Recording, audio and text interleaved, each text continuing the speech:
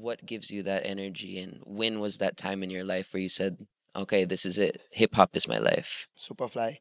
Siguro nung I was got locked up kasi. Then pagkalaya ko, walang natira sa akin kundi ako lang tsaka mga sulat ko. Lahat nawala, tiwala na magulang, pag-aaral, diskarte, miski kabi ako. Pero nung paglaya ko, imbis na batuin ko sila ng bato, binato ko na lang sila ng tinapay. And then doon ko na-realize na eto na lang meron ako, ba't di ko to bigyan ng pagmamahal, pagtuunan ng pansin, gawing 100% yung 1% na chance para maging into nothing into something.